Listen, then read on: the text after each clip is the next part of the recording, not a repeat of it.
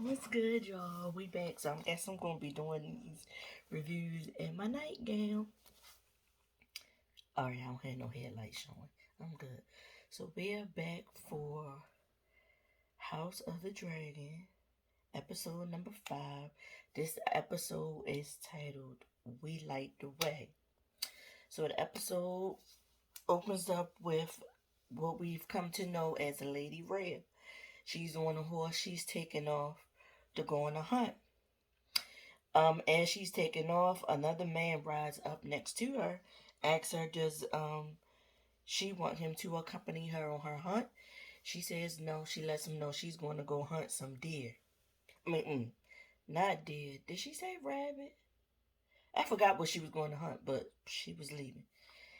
And she looked to me like a pretty lady. So she riding her horse. They show her riding the horse, showing the horse galloping over things. And there's someone cloaked in all black with their head down. From the body, I can tell it's Damon on in the episode. If you see me look to the side, it's because I'm looking at my notes. I decided to start trying to make notes so I won't forget a thing. And hopefully that can help me to get this review to be more concise and faster. So she comes upon, the person lifts their head up is her husband Damon. She taunts him with the insults that he's been giving her to everybody else, saying, "What are you here for? You come to consummate the marriage? I mean, the sheep are available if those suit your fancy," and all that kind of stuff, right? Next thing you know, she starts to look a little afraid. She gets cause they focus on her face. She looks afraid. She kicks the horse to tell the horse to take off. Next thing you know, the horse throws her off. She hits her head. Damon approaches her and she winces and he steps on her arm. And this is how he knows that the arm is broken. And because he sees her arm is broken and thinks that she probably not going to get up, he turns as if to walk away. She taunts him again and say, "Oh, as usual, you can't finish." He turned around, looked at her, looked at all those rocks and stuff sitting there. He picks up one, smiles, and then the scene, and he walks toward her. And then we see Allison. She calls out to her father. We see Ito. He's leaving Westeros or King's Landing. He's leaving the palace, right? So she stops him and he tells her, she said, "I thought you would have stayed here with us." And he tells her, "The king wants me gone, and you could have stopped this by convincing him, like I was telling you, to go along with what I was telling him and convince him that Rhaenyra was lying and that she did do something with Damon in that brothel." She tells him that she believed Rhaenyra. Rhaenyra said she didn't do anything with Damon at all, and she believed her. So he tell her she better get herself together, prepare herself and her kids for war, cause whether it be months or years from now, the king will die, and Rhaenyra will assume the throne. Nobody in the Seven Kingdoms is going to respect a female on the throne. Remember, at this time, they've never had a female on the throne as, ruling everybody. It was never queen. It's always been a king, right? And he was like, there is going to be a war. And he also puts in her head that you got to be prepared because Nera is not going to respect Aegon and any other child of you and King V's as heir. Because he told her she was going to be heir. So therefore, chances are, she going to kill your children or do something to hurt them kids to ensure that she will remain heir to the throne and will be queen at some point. Then we see King V. has promoted Lionel Strong as Hand of the King. So with them and Nera are on a boat, they're sailing to the high tides to, broker the deal for the marriage between Lena Valerian and Rhaenyra Targaryen. Right? The king is obviously ill. He coughing and just not looking good at all on his boat, right? They all arrive, and when they get up to like the gate or the opening of the place, Corliss and Nisi, well, Rhaenys, I'm gonna call her. We're gonna start calling her Nisi, okay? They should be outside to greet the king, should they not? But they aren't. The king is greeted by Lena and Lenore. And Lenore's, I call him LOG. And I'm going to give you the reason why I call him LOG. But he's like Lenore's God or whatever, right? He's like the same thing that Kristen Cole is to Rhaenyra. Um, King V asked them, why isn't Corliss and Rhaenys out here to greet us? So they say, oh, they here, they in whatever room that they in or was having prepared to accept the king and discuss the terms of the marriage. We see Allison. She's strolling through the garden, and she looks up and Larys. And remember, Larry Strong, something wrong with his foot, so he can't walk properly. He walks with a cane. And remember, he's the son of Lionel, who is now in the hand of the king's top advisor. He's saying something, he's perusing some bush of flowers and talking about what they are for or whatever. So he basically tells Allison, the maester took Rhaenyra some tea for an illness the other night. And she was like, "What? I didn't know I had no idea she was ill." And he's like, "Well, yeah, she is, and apparently she was ill, and she how he said he was like apparently she was ill, and the king had the maester take her some tea so that she might get rid of any consequences that she may have had." So he alludes to the rumors of what happened in the brothel or whatever.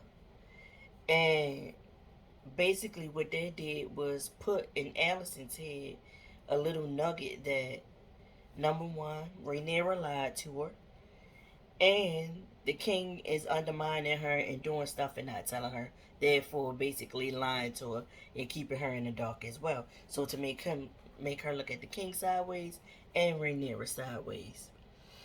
She also lets him know that Rhaenyra not even there because her and the king left the morning before on their way to the high tides to so he lets um she basically lets him know that they not even there. They left the morning before on their way to high tides to come up with the terms of the marriage between Lenore Valerian and Rhaenyra.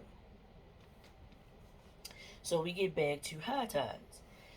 We see King Viserys greet Lord Corliss and Rhaenys.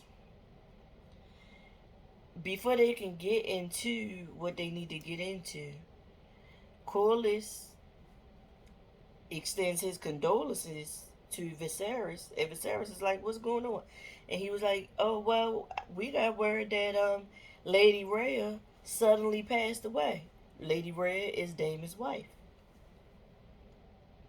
He was like, "She died in a hunting accident," which is basically odd because everybody knows her to be a skilled rider of a horse and a skilled hunter. And he was like, she was thrown from the horse and she suffered a cracked skull, some kind of skull and neck injuries or whatever. They get on with the negotiations. Corliss was like, well, to guarantee, in order to okay this marriage, you gotta guarantee me that any offspring that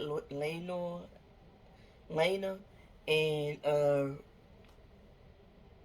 Nera have, when you pass away, and when they get old and they pass away, they will be named, any of their offspring will be named heir to the throne.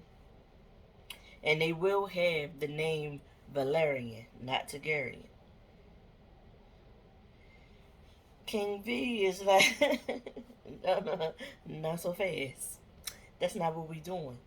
Yes, they will be named heir to the throne, and they will have the name Valerian. But the name Targaryen will not die with me. The Targaryen dynasty has been ruling for all these centuries, and it's not going to die with me.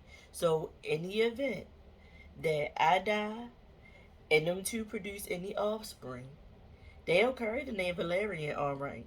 But when it's time for them to ascend the throne and be king or queen of the throne, because the first child will be king or queen no matter what the sex is. So he's putting an end to the whole males running every damn thing, basically. But he was like, when they get ready to ascend the throne or take the throne, they going to take the throne as a Targaryen, not as the name Valerian. So it will never be a Valerian name on the throne or whatever, right? And uh, basically, Corliss was like, okay, I guess we've come to some compromise. I can get with that deal. So then we see Nera and Lena walking on the beach or walking on the shore. They talking. Of course, they're cousins, and this is awkward and odd because they are cousins that are set to be betrothed to one another to be married. So she lets them know. She was like, you know what?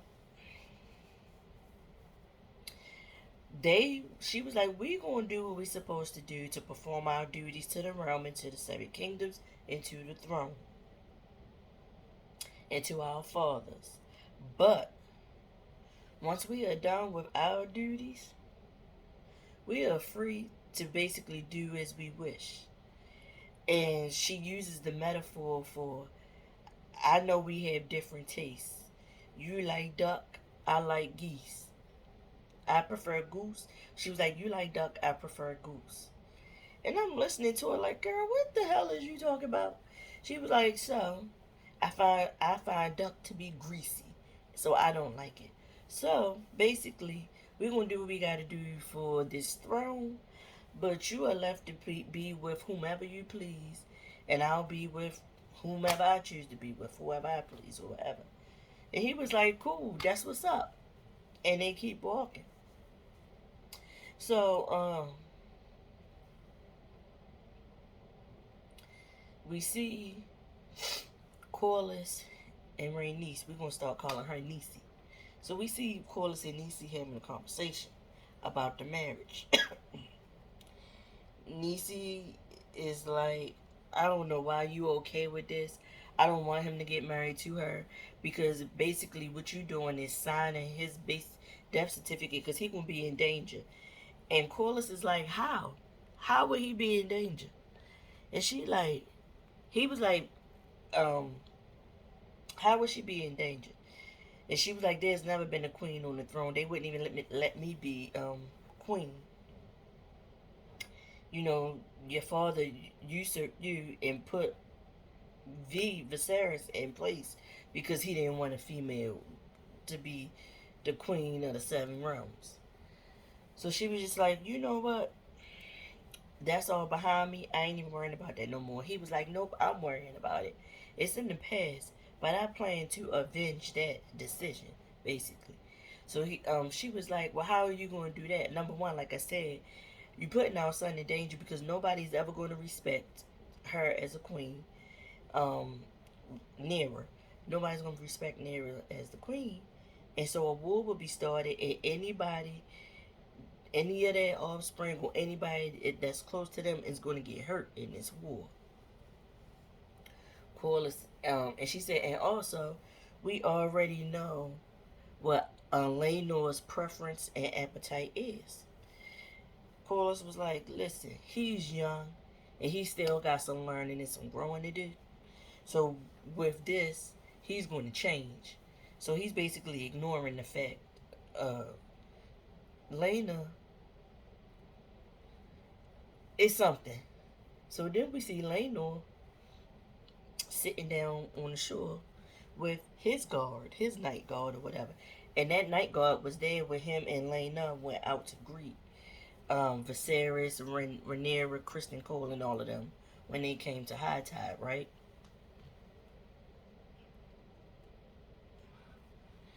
And Lena is telling his guard about the agreement that him and Nira have come to. You know, the fact that, you know, she knows what his preference is, and she knows she not what he want or whatever. So he free to love who he want to love and do what he want to do once they fulfill their duties to their fathers and to the throne. So the God is like, oh really? So he uses the word paramour, but we know that to be, so who's her lover? Paramour is another word for lover, side piece, whatever. He was like, she gotta have one for her to agree to these terms with you. And that's when them two get to play fighting, and Lena gets on top of him and then go in like they about to kiss. I said, oh, but I already figured that when they were on a beach walking, and she was using the metaphor for duck and goose and their preferences, I knew then that he was gay. I was like, wow. So he a part of the alphabet mafia. Then the Targaryens have left High Tide, and they are setting sail back to Westeros. So we see Nera is up on the deck of the boat early in the morning, in the wee hours of the morning. Looked like the sun has just come up. And Sir Kristen approaches her, and he looking real good in his regular clothes without the armor. He got the little tan jeggings on with the boots, the rider boots, and the white shirt and the little belt, right? So he like he's like Ray. He was like talking to her about her duties to the realm and the throne and everything. And he asked her if she had another road to take or another option, would she take it? And then she was like, what do you mean? Like, explain further. So he explains that before he came to her to be her knight's guard, you know, other places he's been and the things he's seen, and he was like, he was in some land somewhere, and they have all this fruit and stuff. Basically, they can go run away, and they can be farmers, and they can live a free life without ties to the realm, and nobody would know them or know her name or whatever, right? And my thing is, how you going to do that? Because number one, the Targaryens are known for their white hair. Targaryens and Valerians are known for the white hair. So she would have to color her hair. Do they even have such a thing as coloring your hair back then? Somebody let me know. So, she was like, you know, he was like, you could be set free, you can marry me, and we can run away together and start a new life, and nobody would know our names or whatever. And I'm like, wow, that would mean that y'all would have to change your names, change your parents, and be kind of like undercover, cause you know. But it's not like the age of information and media like it is now. So it went. I guess it wouldn't be so hard. The only thing they would have to change is the white hair, I guess, right? She like, oh, we don't gotta do that. Me and Leno, we come to an agreement. So he is free to love who he want to love, and I'm free to love who I want to love. He said, so you want me to be your whore? I said, fuck. And she was taken aback by that, like, and he goes on to say, you know, I took an oath of chastity when I became your knight's guard. And I sold that oath the night that you and I had sex. And being that white cloak that you get for taking the oath to being the king's guard, that's the only thing I have to my fucking name. And I gave it up the moment I slept with you. I thought I could restore the oath and my white cloak and my chastity by getting married to you. She like, but the realm is bigger than me, bigger than us, bigger than our love for one another. And we must do our duties and follow the rules. He was not trying to hear that shit. He like, she goes into this whole story about Aegon and the Seven Kingdoms and how he started it and everything. When she started talking that he was in his mind, he was like, "This some bullshit," and he just storms off, right? So they arrive back at Westeros. As they arrive, Allison is like somewhere on the rooftop, on the balcony somewhere, watching them, right? We see Sir Kristen going up the stairwell to stand guard at, I'm guessing to stand guard at Nero's room. But he's stopped by a messenger and a maester messenger, a maid or whatever he was. He was like, "You've been summoned." He was like, "Sir Kristen, you've been summoned." And he was like, "I just left Lady Rhaenyra. Like, what? Why am I being summoned or whatever?" Basically, and he was like, "No, Rhaenyra is not the one who summoned you." So he goes into a room. He's been summoned by Allison, right? She questions him about Nera, and she starts to recount the rumors about Damon and Nera in the brothel, right? And she questions Nera's virtue. Before she can get all of it out, saying that she thinks that Nera and Damon actually had sex, that fucking Kristen starts, he blurts out that it's true about Nera. Her virtue is gone because it was him, at Nera's instigation and invitation, of course, and her request that he take her virtue, basically take her virginity. And she's sitting there looking dumbfounded because she had no idea that it was him, right? Nobody knew. He asks her to pity him because, he should be tortured and lose his knighthood, and it's going to eventually lead to torture until you die, type of thing for him, right? He was like, "Please have pity on me, queen.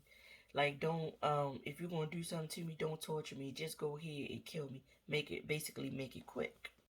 After that, she dismisses him and was just like, "You know what? Thank you for your honesty or whatever, but go ahead." So he leaves.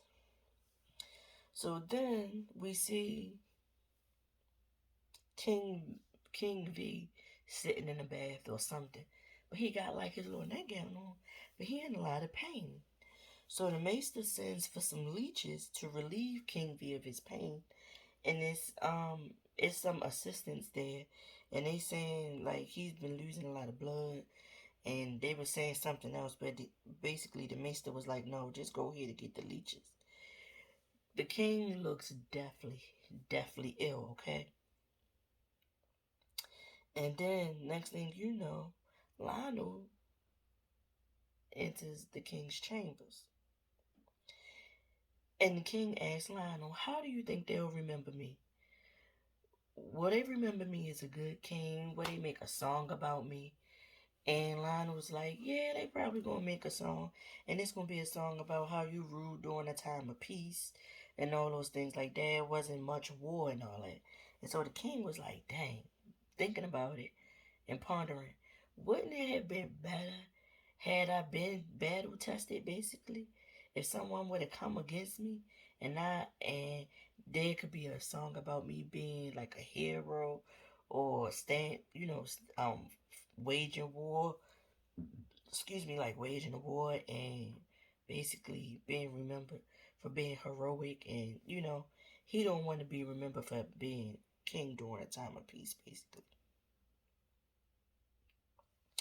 So, next thing we see, I thought this was the wedding, right? But it's not actually the wedding. It's more like, I would say, it's more like, what you call it? Now, I've been married before and I can't even fucking think of it. A rehearsal dinner where they announced that them two getting married and all that kind of stuff like that. That Lenore and Nira is getting married, right? So they all sitting at the table. And when I say they all, is it's the king, his knight, the hand of the king, and Rhaenyra, and a couple other people from the council probably sitting at the table or whatever, right? So remember Jason Lannister, who has the twin, who's on the council with on King Viserys' council, right? He approaches and he congrats um the king on finding a suitor for Rhaenyra. So this guy approaches. He says his name is Lord Gerald, and this is the same who offers to accompany Lady Rhea on her hunt, and she told him no. King Viserys and Nera offer their condolences to him, and so we hear noise from the doors opening, and that noise ends their conversation because Rhaenyra was just about to offer Gerald anything like help or whatever they may need, in preparing or whatever, for Lady Rhea's suddenly and untimely passing, right? Next thing you know, like I said, the doors open and it ends their conversation. In walks the Valerians. So it's Corlys, Rhaenys, all of their guards, Lena and Lenore. And Lenore steps up, approaches Nera. Nera gets out of her seat, comes around the table, and they stand on the floor. He holds her hand, and they call each other their betrothed. They let everybody know that they are soon to be married. So they all sit down. The Valerians take their seats at the table and everything, and the festivities get underway. People are eating or whatever. Next thing we hear some more rumbling. The doors open. It's Damon. Everybody looking like, well, because remember, the king banished him, saying he didn't want to see him no more. So Damon enters the room and he approaches the table, right? He makes a scene like he always do. And after he's done, he takes his seat. King Viserys welcomes Damon. And then he starts to speak.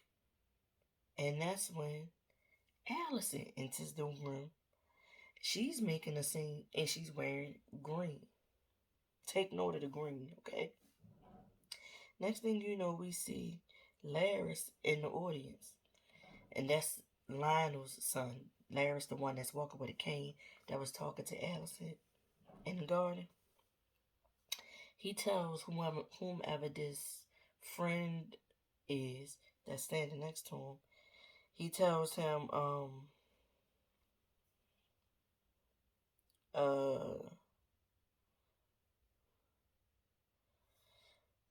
where is it? Oh, I'm sorry, y'all. So Larys is in the audience. He's speaking with the gentleman, and he asks him, "Do you know what color the beacon of Hightower glows when Old Town has decided to wage war?" So the man is like, "What?" And Otto says, I mean, not Otto. The man, Larry says, green. It glows green where they wage war. Now take note. Allison is wearing the color green. She's from Old Town. Larry is proven to be just as sneaky as Otto Hightower and Lord Baelish from the original Game of Thrones series. Allison walks up to the table, congratulates Rhaenyra, and takes her seat beside her husband. But you can tell she up to something and she feels away since she's found out what she's found out from Sir Criston.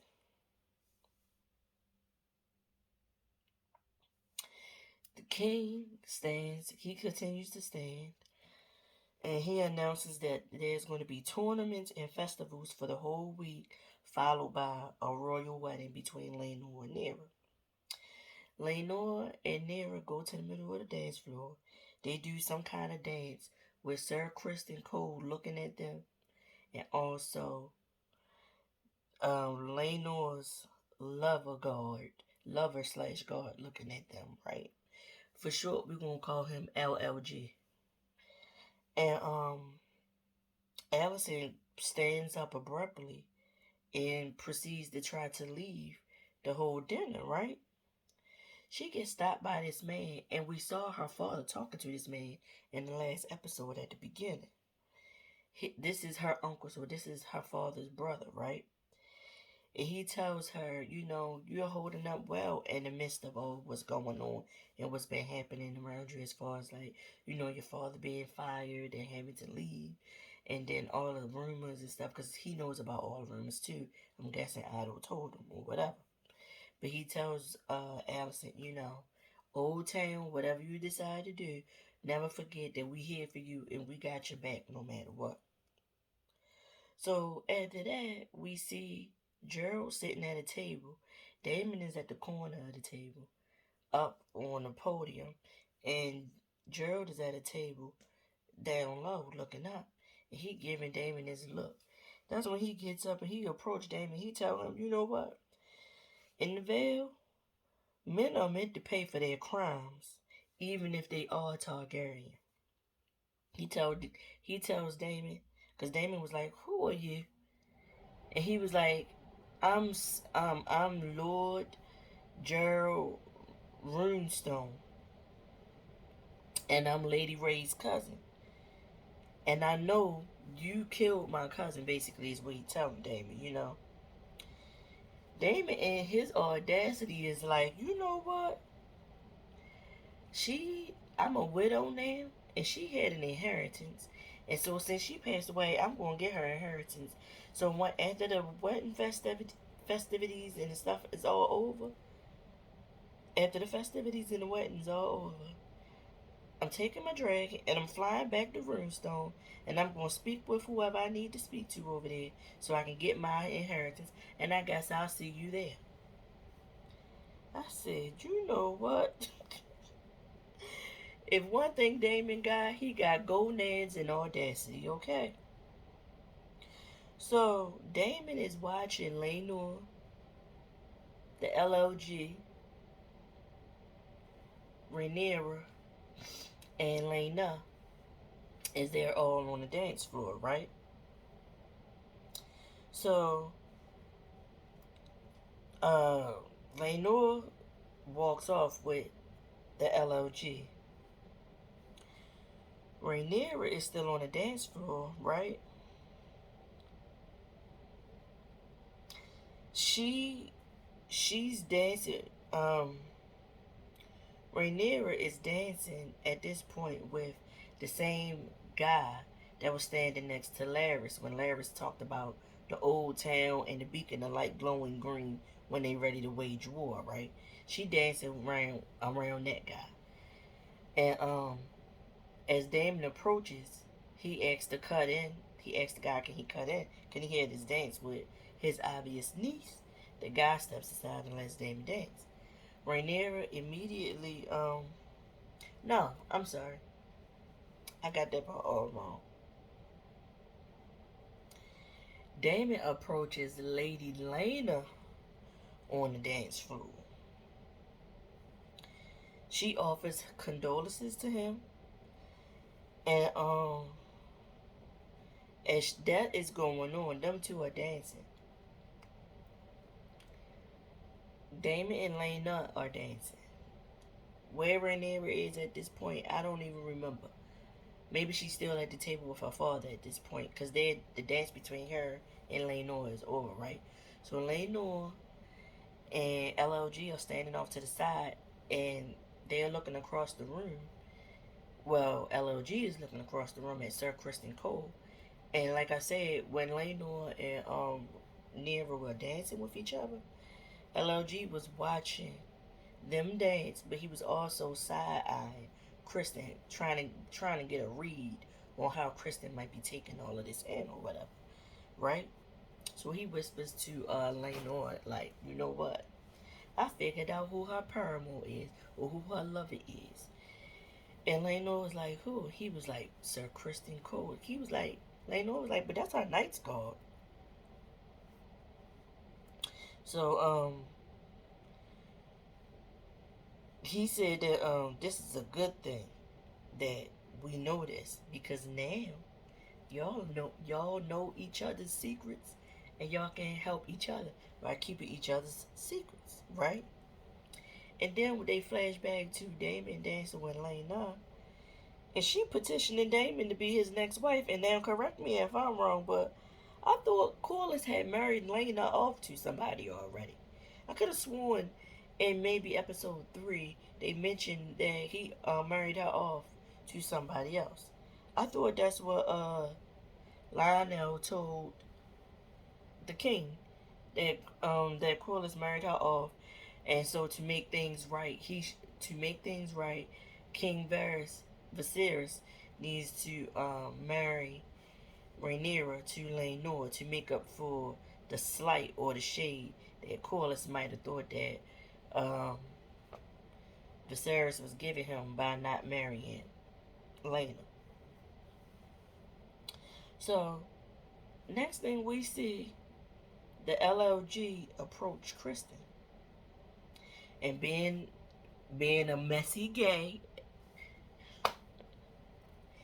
he asks Kristen, well, he say to Kristen, they make a good match, don't they? Because by this time, Lenore and Rhaenyra are dancing with each other again on the dance floor, right? So Kristen played dumb and was like, who are you talking about? Like, I don't even know who you are really like that or whatever. So what are you talking about? And LOG says Lenore and Nira. So Kristen realizes what he up to. So he like, yo, bro, get to the point. We don't gotta do these games, pussyfooting around each other, you know. Let me know what your point is. Like, snap, snap, make it snappy, get to it. And LOG say, well, listen. He said, cause I'm on duty. Basically, I ain't got time to play games with you right now. LOG say, my name's Joffrey, and I'm deeply invested in the union of Lenore and Nera. He was like, I suggest, he basically suggests that him and Kristen make a pact to protect Rhaenyra and Lenore and protect them physically and protect their secrets, because he knows that he basically letting him know, like, me and Lenore got a thing, and I know that you and Rhaenyra got a thing, and she is not a virgin. You just stolen her virtue. See, it's okay for the boys to go play and do what they do, but the girls are supposed to remain virgins until married, remember? So he was like, let's make a pact to keep all of us safe. Kristen's stuck by this revelation, but he's also giving a poker face. You know what I'm saying? So the parents, which is the Valerians and the Targaryens, they still sitting at the table and they're eating and they watch the dance. Corlys and Nisi notice Lenore walks off with Joffrey, right? Joffrey, the LOG. So we had a Joffrey in Game of Thrones and a Joffrey in this one too. Next thing you know, we see Nera. She's dancing with Larys's confidant from earlier. We are told his name is Harwin, right? And Larys is again Lionel, the Hand of the King, the new Hand of the King. Larys is his son, and he was talking to Harwin earlier when he was talking about Old Town and the glow of green when they ready to wage war. So Larys is dancing with Rhaenyra. Damon comes up and say, "Can he cut in?" And he steps aside and lets him cut in. Basically, he looking at it like, "Well, go ahead, dance with your niece. I don't care." So Damon and Rhaenyra start speaking to each other in Targaryen. Damon is basically taunting her, saying, "You know, daggone well, you don't really want this. Basically, we all know that y'all are cousins." So Damon and Rhaenyra start speaking in Targaryen, their language. And he basically says, "You know what? You know daggone well you don't really want this wedding, and you don't want this marriage. Basically, you know you want me. You know Lane Nor is in the Alphabet Mafia, and he not interested in you anyway. And plus, y'all cousins. It's all this awkward." So Rhaenyra counters with, "Well, if you feel like that, and you know this, you armed right now. Won't you go ahead and attack my father's guard and take me on, whisk me up out of here, and take me to Dragonstone with you?" She said, "Prove that you want me. You talking all this issue, coming up to me, starting mess. Prove that you want me, especially with the fact that your marriage is now dissolved because Lady Red is, deceased." And King Viserys is watching them two on the dance floor. And just as Damon grabs her by the neck and pulls her in like this and leans his face over, the king's view is obstructed with by all these people on the dance floor. The next thing you know, we hear screams, right? And we see what's going on. It looked like a big melee is going on. At first, the noise almost sounded like somebody was rushing in to start something. But all of a sudden, we see Lena, Kristen, and Joffrey in the middle. It looks like Kristen has thrown Lena up to the side, and he is pummeling Joffrey. Next thing you know, he got a knife and he going psh, psh. Like he just, the way Rhaenyra did that warthog, that pig in episode, what was that, episode 3? Naming Day or whatever it was. Yeah, that was episode 3. Second of his name about Aegon and his little celebration and everything for his birthday. The way she did the pig in that episode, that's the way Kristen did Joffrey's face. Now, I don't know what words were transpired before this all happened and what made him do this. But he got up. I mean, everybody is looking on. Rhaenyra get pushed to the side because she, like, it's a melee. It's all people pushing and shoving and trying to get out of there and all that because they don't know what's going on. And at some point, Rhaenyra gets shoved to the side, and we see Lionel give Harwin the head nod to save, to go down there. So Harwin goes down there and saves Rhaenyra, picks her up, right? Kristen, then we go back to the middle of the floor. Joffrey is laying in a pool of blood. His face is deformed. All of this is gouged out. All of this. Kristen took it all out. He didn't kill them. Laenor falls over the body of Joffrey and he is wailing because his lover is now gone. We see a wedding immediately following this very gruesome sight. This is akin to the Red Wedding in the regular Game of Thrones. It seems like. So they are actually taking their marital vows right after this by the High Septon. And as they're taking their vows, we see Kristen walking out, dragging his white cloak on the ground. He still got his armor on. He removes his armor, removes his sword, puts that on the ground, and he got just his dagger, and he's like this. I said, "Oh my God, this boy is about to unalive himself." And I'm guessing, rather than to see her wed this guy and somebody else other than Alicent, knowing the secret between him and Rhaenyra, he says, "I'd rather die first." So he getting ready to unalive himself when we hear Allison. We hear a female voice, and it's Allison. She says Kristen. And he looks up and stops what he's doing. And then we go back inside to the wedding that's taking place. And Lenore and Nera has just finished saying their vows to one another. And he's crying and wiping his tears through his vows. And they pronounce them husband and wife. And we see King Viserys fall to the floor. Once he falls to the floor, that's when we see behind him sits puddles of blood. I forgot to mention that when his view got obstructed by the melee, by the people dancing, and then immediately following the melee happened, when the melee first started happening, blood started pouring from King Viserys' nose onto the damn dinner table. And I don't know if anybody took notice of that. So now we see he on the ground, and behind him, at the foot of the stage that they were sitting on, is all this blood, and it's a fucking rodent right there. I hate rats. Isn't it weird that I find squirrels cute but scary, but rats I can't stand. I can't stand the look of them.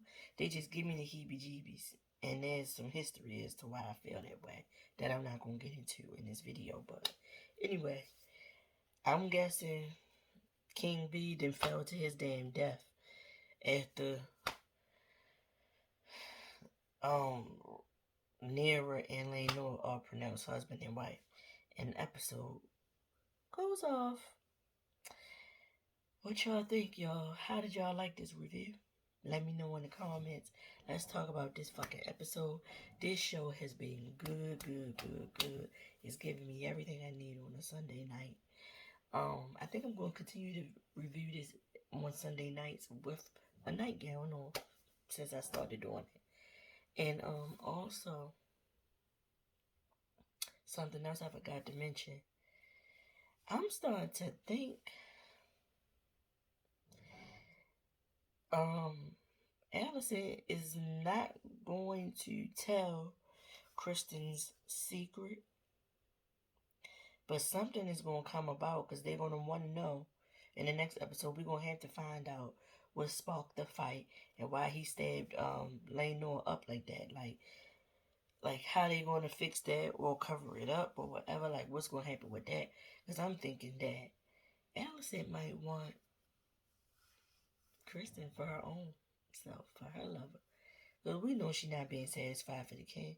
By the king. She just laying there, just letting him climb on top of her and do his business. Like Celie was doing with Mister in The Color Purple, So, that was episode number 5. Again, it was called... I forgot. I didn't forgot the name of the episode now. Oh, The Glow. Or something. Something about the glow. But anyway, I see y'all next week for episode number 6. I was told by somebody else that this was possibly the last episode with the actress that's playing young Rhaenyra. The actress who was supposed to play her as an adult and a queen is supposed to be up next. So I'm guessing we're saying goodbye to this actress in this episode that plays Rhaenyra. And we're going to see what's going to come up. Is the king dead or no? I didn't look at what's coming up in the next episode, so I can't tell if the king is dead or not. If y'all saw it, y'all tell me. But I see y'all in the next one. Don't forget to click the like and subscribe button on your way in and on your way or on your way out if you haven't. And I'll see y'all next Sunday. Peace.